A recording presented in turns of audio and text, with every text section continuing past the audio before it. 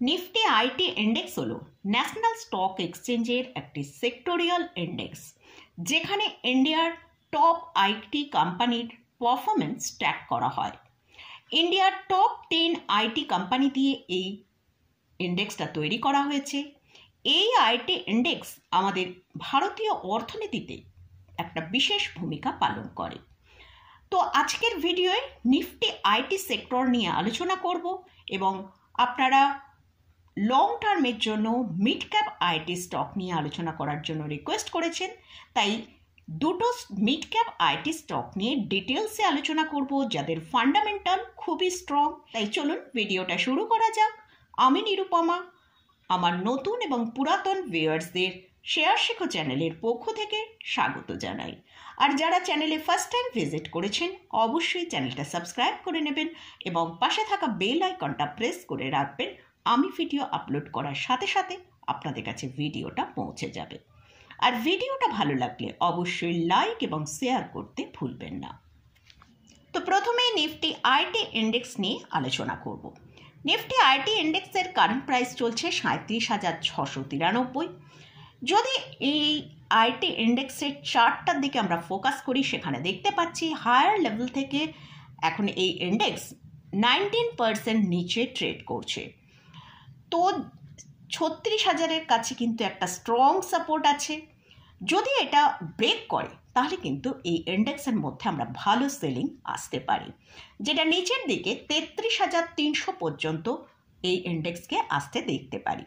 কারণ আমরা দেখেছি বেশ কিছুদিন ধরেই জিওপলিটিক্যাল আনসার্টেনিটির জন্য এই আইটি কোম্পানিগুলোর একটা ভালো ডিক্লাইন হচ্ছে।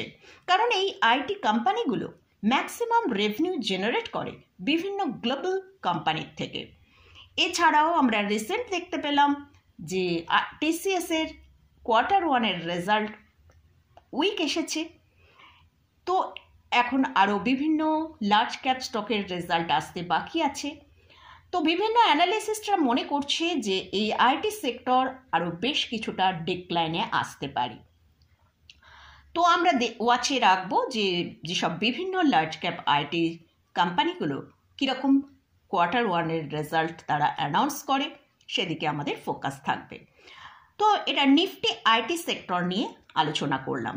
এবারে আসছি যে আপনারা যে রিকোয়েস্ট করেছেন মিড ক্যাপ আইটি স্টক নিয়ে আলোচনা করার জন্য। আজকের ভিডিওয়ে আমি দুটো মিড ক্যাপ আইটি স্টক নিয়ে আলোচনা করছি, যেসব স্টকগুলো আগামী 5 থেকে 10 বছরের মধ্যে একটা ভালো রিটার্ন প্রোভাইড করতে পারে, কারণ সেই সব কোম্পানি ফান্ডামেন্টাল খুবই স্ট্রং। তবে এই যে কোম্পানিগুলো নিয়ে আলোচনা করব, এগুলো কিন্তু কোনো রকম কোনো বাই রেকমেন্ডেশন নেই, জাস্ট এডুকেশনাল পারপাসে আমি এই ভিডিওগুলো আপনাদের সাথে শেয়ার করছি।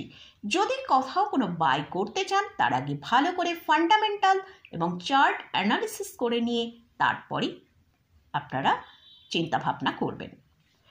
ফার্স্ট যে স্টকটা নিয়ে আলোচনা করছি সেটা হচ্ছে এলটি টেকনোলজি সার্ভিস। স্টকের কারেন্ট প্রাইস চলছে 4,410 টাকা। এই company engineering, research and development এবং ডিজিটালাইজেশন সলিউশনের ওপর কাজ করে। এইসব কাজগুলো তারা ট্রান্সপোর্টেশন, ইন্ডাস্ট্রিয়াল প্রোডাক্টস, টেলিকম এবং হাইটেক, এছাড়াও মেডিকেল ডিভাইসের ওপর, এইসব এরিয়ার ওপর এরা কাজ করে থাকে। এদের মার্কেট ক্যাপিটালাইজেশন 46,740 করোড়। কোম্পানি কিন্তু একটা হেলদি ডিভিডেন্ড পে করে। আর কোম্পানির আরওএর যে ট্র্যাক রেকর্ড সেটা কিন্তু বেশ ভালো, যেটা 22.1% আমরা দেখতে পাচ্ছি, এবং আরওসিও 28.3%-এর কাছে। কোম্পানির ক্যাশ ফ্লো পজিটিভে ট্রেড করছে।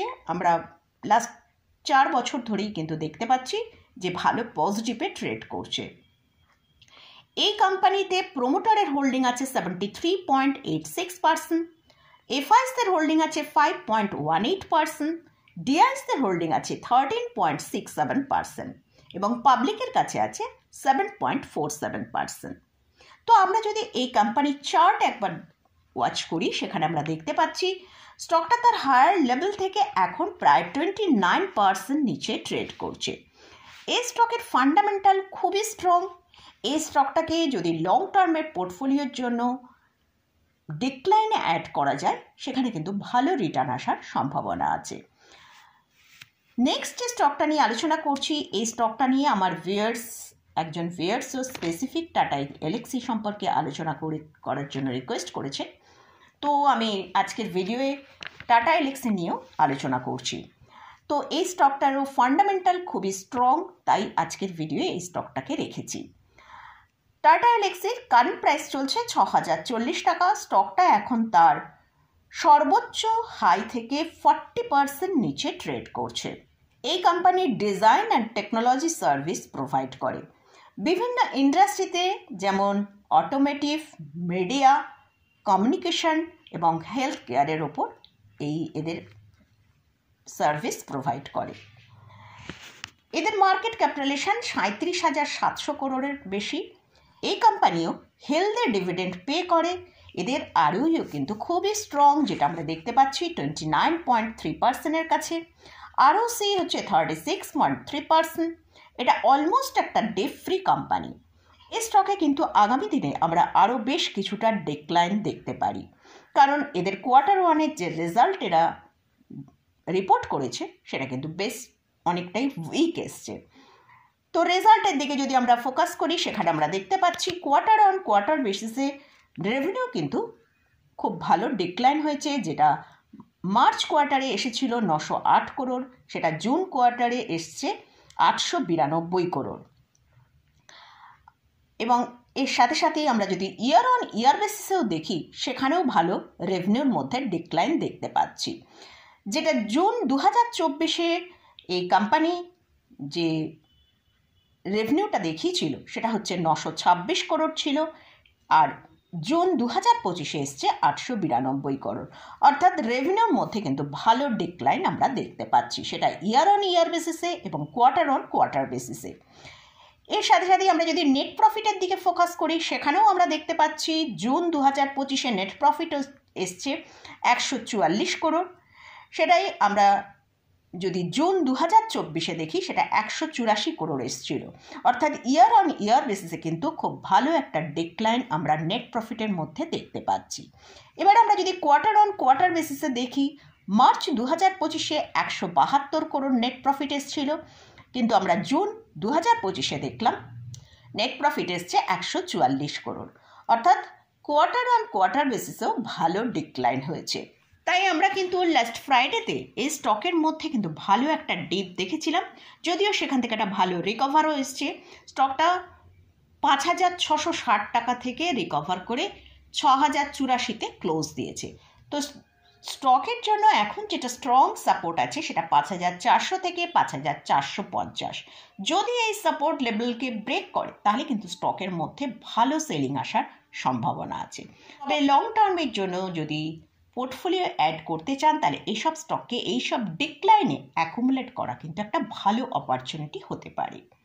তো মোটামুটি এই দুটো স্টক নিয়ে আলোচনা করলাম। এই স্টকে কোনো রকম কোনো রেকমেন্ডেশন নেই। এই স্টকে যদি কোথাও কোনো পজিশন নিতে চান, তার আগে ভালো এবং ফান্ডামেন্টাল অ্যানালিসিস করে তারপরেই পজিশন নেবেন। তো জাস্ট এডুকেশনাল পারপাসে আমি আপনাদের সাথে এই সব ভিডিওগুলো শেয়ার করি। তো মোটামুটি আজকের মতন ভিডিওটা এখানেই শেষ করছি। ভিডিওটা যদি ভালো লাগে অবশ্যই লাইক করবেন, শেয়ার করবেন, সাবস্ক্রাইব করবেন। ধন্যবাদ।